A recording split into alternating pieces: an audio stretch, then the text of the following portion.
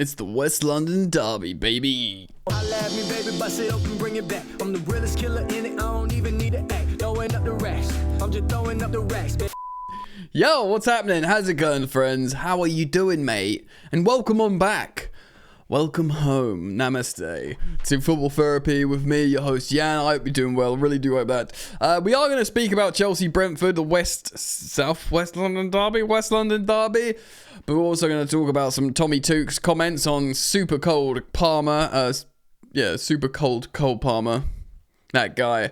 A little bit as well on Enzo Maresca backing the Chelsea goalkeeper, which is probably the most, perhaps, uncertain element of Chelsea moving forward under the new gaffer. Yesterday I did a video responding to some of the long read of Chelsea's long-term plan with Maresca, as well as Cole Palmer trademarking the celebration that he did not do first.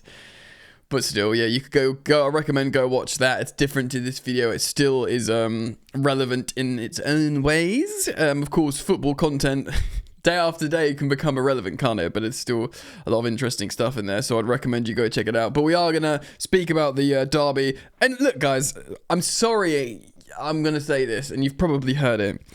But since Brentford have returned to the Premier League, they've played at Stamford Bridge 3 times. And they've won every single time. Which is a sickener, really, isn't it? And that's including like a good Thomas Tuchel Chelsea side, maybe? Still, that is really, really, really poor. They always beat us at Stamford Bridge. They are annoying. So we're going to get into all of that today, guys. As always, I'll thank you for joining me. Please do support the content. I reminded you yesterday, drop a like. You there that you never like the video, just drop a like on the video. Why not? If you're yet to subscribe and you want to, why not? If you choose to, hit the bell. Let's go. All right, let's do some Tommy Tuchel stuff. England's World Cup draw has been done. Group stuff has been done yesterday. He was interviewed a lot, and Tommy Tuchel said this when asked about Cole Palmer. They asked if he was like the best player in the Premier League or one of the best in the world. He says, look, I think he's definitely on form. I think everyone could agree on that, Thomas Tuchel says about Cole Palmer. Hopefully he can still grow and keep up the level, and then everything will be fine. I like that. He's not just saying, yeah, wow, look at Cole, he's awesome. He's like, yeah, he's got to keep playing well. He's got to keep developing and growing, because that's what we want, right? Cole Palmer's still a very young man, and there will definitely be scope for improvement. Tuchel goes on to say about Chelsea's main man, everyone enjoys watching him. He is cool, he is composed, he is very clinical in finishing and assisting. So, very impressive at the moment. Just love hearing from Tommy Tuchel still. How happy are you that he didn't go to Manchester United as well? I am. Hands up. Yeah, man, look, I won't spend too much time on this. I'm very excited as an England fan. He's managing England. Heck, some non-England fans that are just Chelsea fans are excited to see what Tuchel can do with England, with Chelsea players. Even certain players that have been out injured or out of form, the likes of Mason Mount, Reece James. Heck, even Ben Chilwell, he'll be thinking if he gets a move, he's got a chance in Tommy Tuchel's 3-4-2-1 formation, should he choose to play that for England. But you would hope that Cole Palmer has got a starting place. To be honest, actually, if we do play Tuchel's 3-4-2-1, he will play Mason Mount on the right inside number 10 half space, because that is a position made for him. Not so much Bukayo Saka. I'd actually play Bukayo Saka at left wing back. I think he's too good not to play. But Saka's he's a very, very wide player. He doesn't want to come inside and make like Palmer. So I would start Palmer as the right 10, and I would play Bukayo Saka elsewhere. Anyway, lovely to hear from Tuchel. All right. Before we speak about the football match, we got to speak about the goalkeeper. A little CTA, by the way. If you want to follow me on social media, you're welcome to, @FootballYannick. By the way, that's my second YouTube channel, @FootballYannick as well, where I talk non-things Chelsea. Enzo Maresca was asked about the the goalkeeper. Well, he's basically hammered home the situation with Sanchez. Look, Chelsea have been very good this season. We've systemically have been very impressive due to the coach's tactical setup. Always generally trying to reach and achieve the same spaces, but with different personnel. If you guys haven't seen that video on The Athletic with JJ Bull and John McKenzie of Tifo breaking down Maresca's tactics, it's worth watching. I'd recommend. And although there's like some recurring themes of how we want to play, there's tactical flexibility with personnel with Maresca. But despite all the goals we scored, we are very vulnerable at the back. And of course, a lot of people are pointing to the goalkeeper. And loads of people, including pundits here being referenced on courtoffside.com, Jamie Carragher thinks Sanchez will cost us this season. As loathed as I am to align myself with Jamie Carragher, I kind of, agree with him. I don't like digging out players. I've got absolutely nothing against Rob Sanchez coming good and being superb and everything going to be okay. I'm all for that, but I do have my concerns. Okay, so again, reading off courtoffside.com, this follows. Speaking to the press on Friday ahead of Chelsea's match with Brentford, Maresca stated Sanchez will not be removed from his role at any time. The idea is not to change. We trust Robert. And this is from Maresca via Fabrizio Romano, actually. The quote goes on, but also in that case we have two keepers. They're both good until they maintain the same level. We are happy with that. I think he's talking about Jorgensen. Of course, there is big hopes for Mike Penders as well, the young teenage goalkeeper. You got to have high hopes for the goalkeeper. He is a child. He hasn't got much goalkeeping experience. I mean, look, hold on. The whole theme with Chelsea at the moment is we're ahead of schedule. We're playing well, but really, we're going to get better. That's the vibe, isn't it? Everyone's young. Everyone's going to get better. Sanchez is 27 years old. He's had 5 years in the Premier League. That's where my concern is. If he was playing like this as a 22-year-old goalkeeper, his first season in English football, I'd be like, well, fine. Whatever. But that's why I'm concerned. We'll have to see, isn't it? Look, let's be real, guys. We're not going to sign a goalkeeper in January. It's very much going to be a full season evaluation with Sanchez. A full season as being Chelsea's number one under Enzo Maresca. How are you like that? We've seen you a bit at Chelsea, but you've had different goalkeeping coaches, different managers, different play styles, different defenders in front of you. Like, we've got to be fair to the guy. We've got to be fair. But in a season where things are going well, when there's a lot of stability, when Maresca's being praised, this is your season for analysis. Much like, I think, Mykhailo Mudryk, for different reasons. I think this is the same situation with Rob Sanchez. Anyway, let me know what you think about that. Those comments, both Tuchel and Palmer and Maresca on Sanchez, and let's talk about the game. Guys, we cannot be complacent here at all. Brentford, last time out, beat Newcastle 4-2.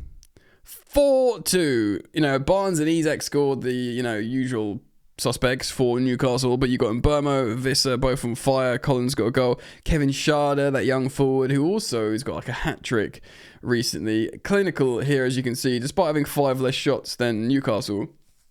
8 of their 11 shots were on target, which is very, very impressive, actually. In terms of their lineup, 3-4-2-1 here. They used to play a 4-4-2 kind of, didn't they? Or a 3-5-2, I guess, with the two strikers. And this was like rotated, bro. Rotated, because you see the likes of Carvalho and Thiago starting. Oh no, okay, maybe, sorry, I'm thinking of Wisser starting up front, so maybe not so much rotated. So yeah, still a strong side. But their bench, their bench got like Mikkel Damsgaard, who's an important player for them, and Kevin Schade, who's a good player too, new. They've kind of rotated him in really, really well. They are good. They are good, Brentford. And again, that harrowing stat of they've visited Stamford Bridge 3 times since becoming a Premier League side, and they've won every single time, which is just a sickener. Really, it doesn't matter what iteration Chelsea are in, how we're doing, how we're looking. You want to do not just lose every single time to Brentford. You'd have to think that this is an opportunity, even though Brentford are in form, they're looking good. Thomas Frank is rightly being praised, and it's been reported on The Athletic now that Thomas Frank was in the top 2 for the Chelsea job. It was him and Maresca. They got into the final 2. So Chelsea did consider lots of people, apparently Amorim as well. But the guys who got into the final 2 for considerations was Thomas Frank and Enzo Maresca. And apparently it wasn't particularly close. Maresca was the, quote, outstanding candidate in terms of how he just planned for the team. Bit younger than Frank as well. Thomas Frank, he's got to be... How old is Thomas Frank? He's got to be over 50, isn't he? Whereas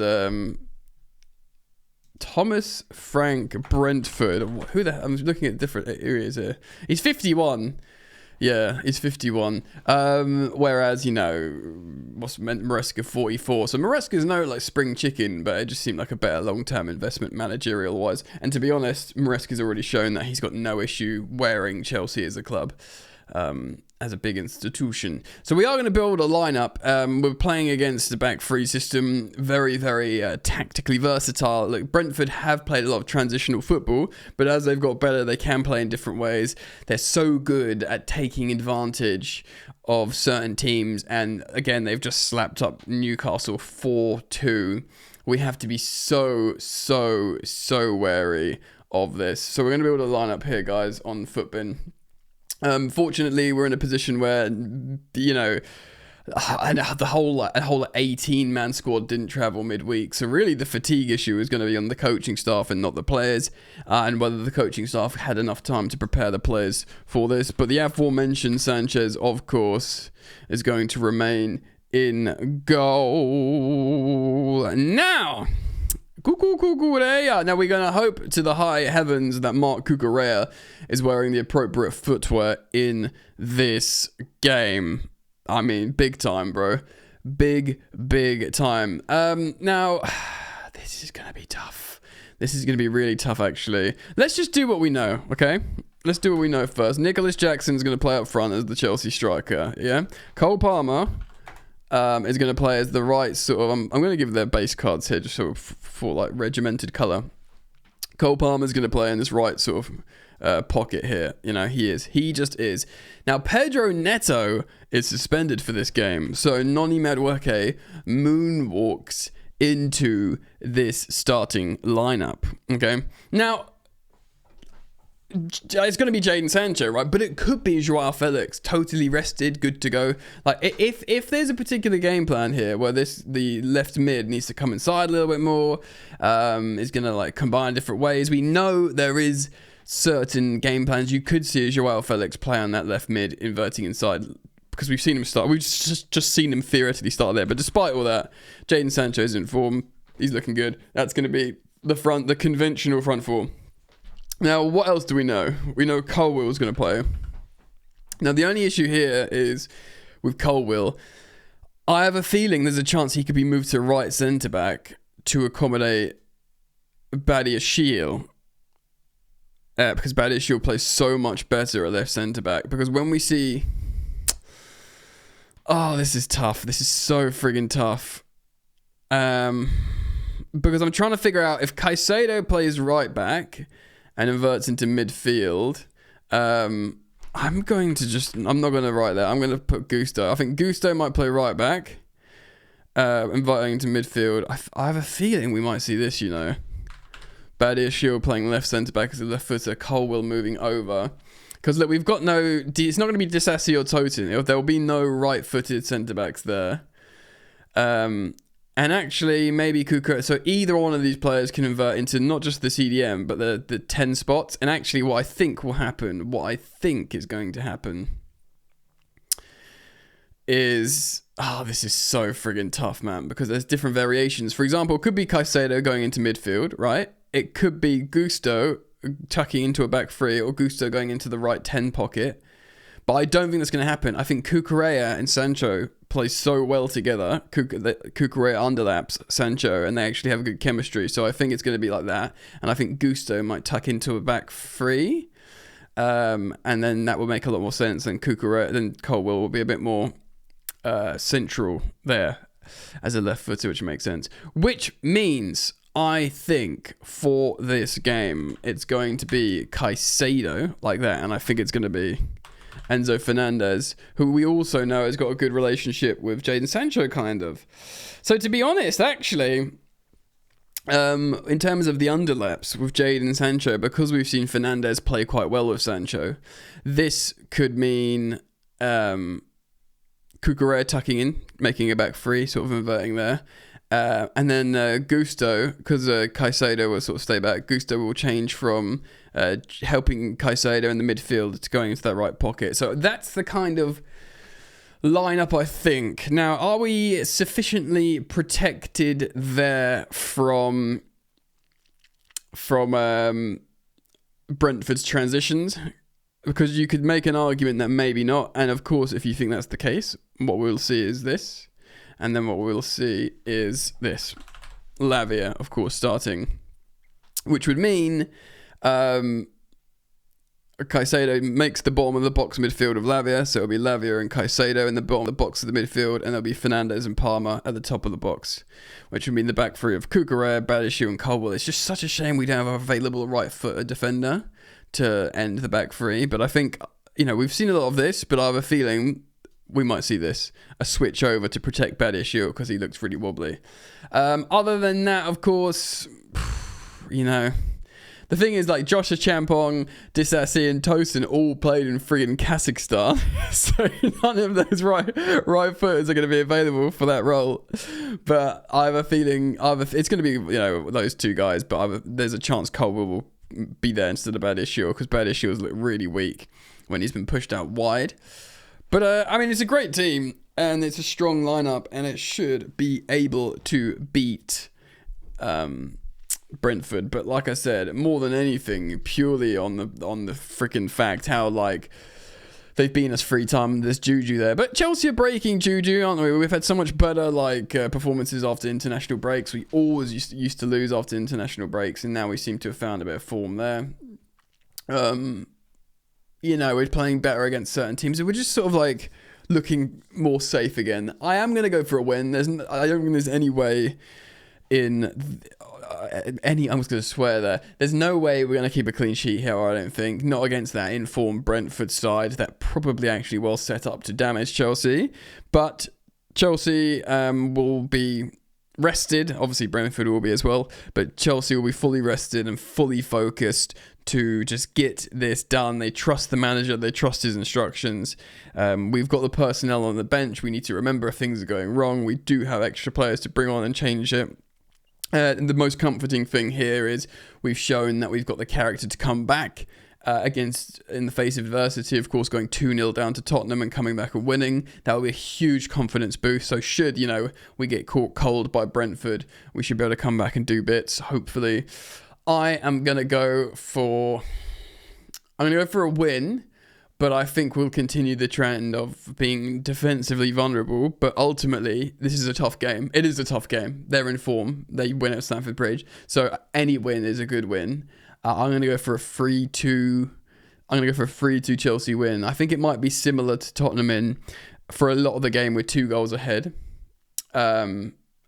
Say maybe it's 1-1 at some point, and then we go 3-1 up, and then they score a late goal or something like that. So and for late drama, that's how kind of like Tottenham with the Son goal. And then maybe the optics of the 3-2 doesn't represent how well we played.